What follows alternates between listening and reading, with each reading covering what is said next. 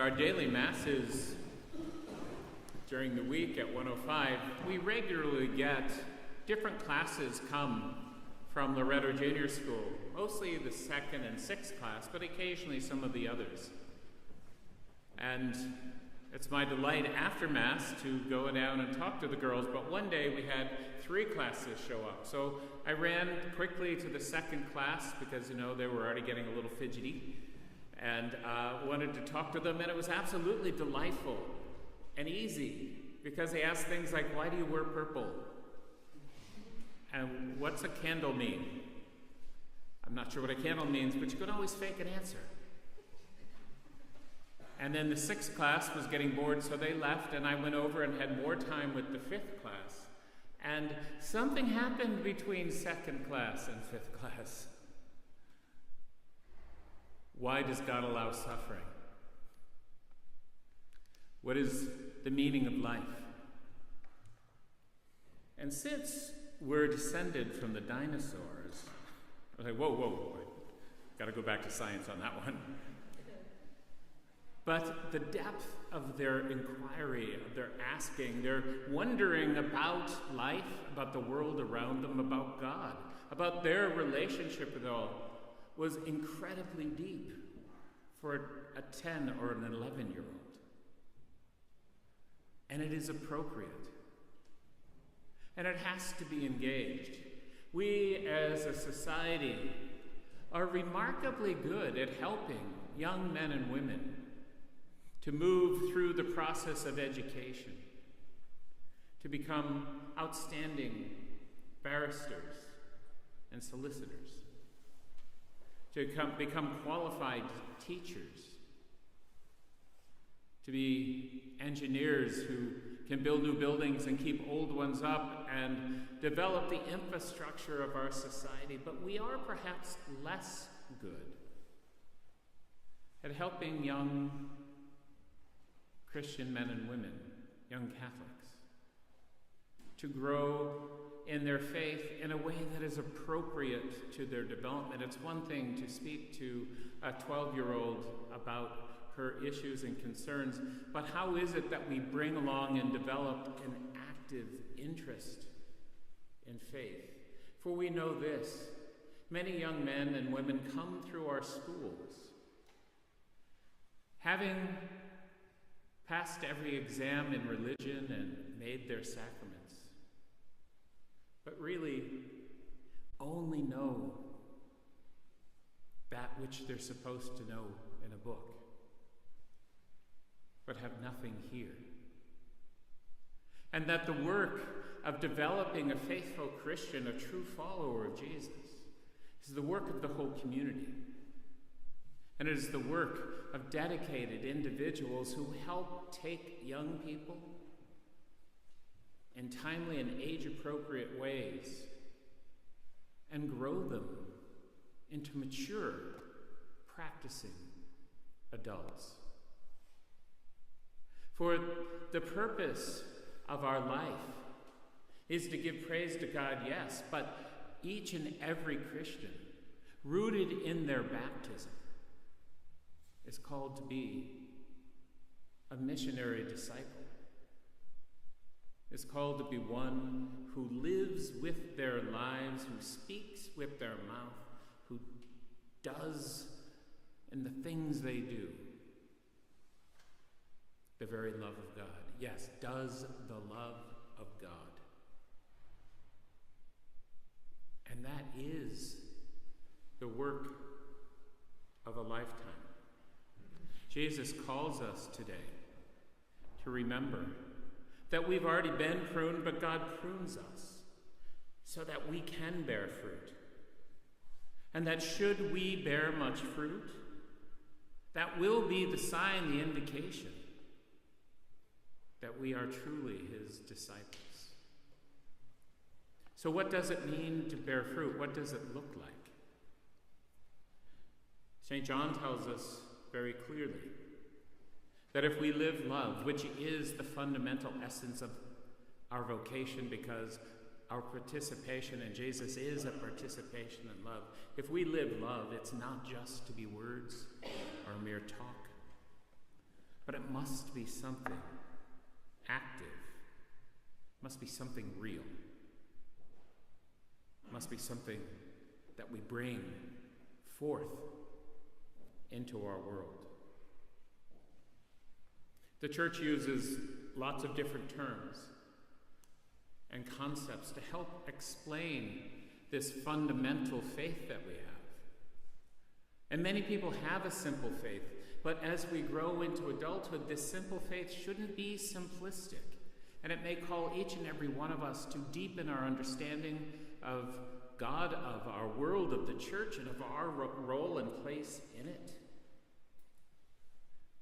And the church uses certain phrases and terms like pre-evangelization and evangelization and catechesis, and ultimately missionary discipleship. For pre-evangelization exists when you're first encountering someone and you're laying the ground, you're digging the soil, hoping to prepare a place for the word to take root. And it's our initial contact with young people. And it's interesting, some of the people we need to pre-evangelize are men and women who have already been confirmed because they have slipped from or never really apprehended the faith. And then there is the actual exposition of evangelization, of the speaking of who Jesus is and what he means to us. Many of us want to jump immediately to catechesis and go into the depths of what the church teaches about who Jesus is and what we should believe and who we are and all of that. And if we build that before somebody has an essential understanding, a personal relationship with Jesus, then we've created a whole series of people who speak the words but don't know the truth.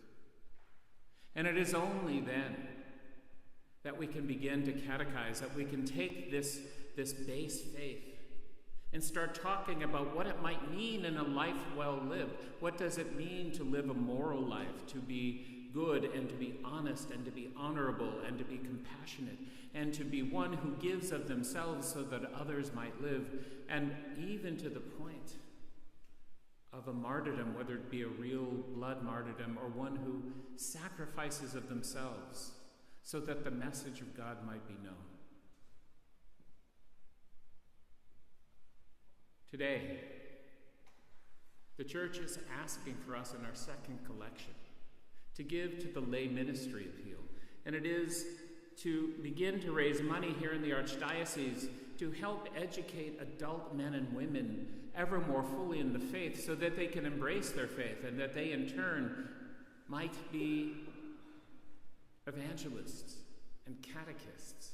They might become true missionary disciples. You might become true missionary disciples in a church that is undergoing change. One of the things we know and that we believe is that the Spirit is always present in the church. We also know that the church in Ireland and the church here in Dublin is facing huge change. We know that the number of parishes will necessarily have to shift. There's not enough people practicing. We know that the number of priests is way down. We know that parish alignments will move and shift. But what the church is saying, and it's not just pie-in-the-sky hopefulness, is that we live in the Spirit and the church will survive. It will look different. And perhaps what we're experiencing is what churches around the world have already known for decades. Those nascent churches, those young churches that are still entirely reliant on lay people as catechists and parish missionaries, because there isn't much of a church structure. Just as in the United States, where I come from, we're entirely reliant on fully trained professional lay people to help run our churches, our parishes. From everything from directors of faith formation to pastoral associates to the men and women who look after the finances and make sure that we're thriving. That there are many roles to be lived in the life of an active church.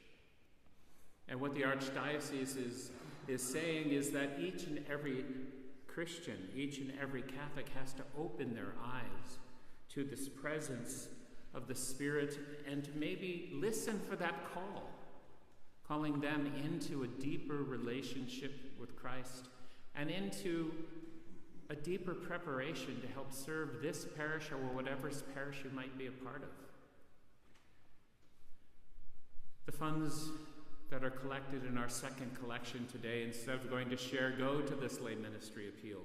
And the Archdiocese has several programs already, processes, that help people deepen their understanding of God and the church and their relationship to it, and prepare them for ministry.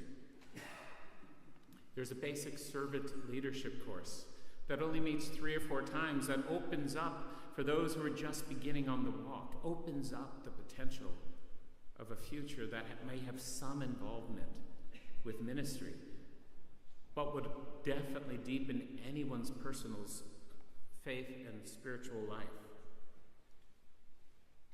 There's a 2-year-long process called Pathways, which is an evening course for adults, for those who wish to explore issues and questions of faith and ministry and the nature of belief in the church itself. There's a diocesan certificate in catechesis for those who hope to move into the realm of teaching. And that is a briefer program, about 8 sessions. Started just last year, and the first 42 graduates received their certificate last month, or last week.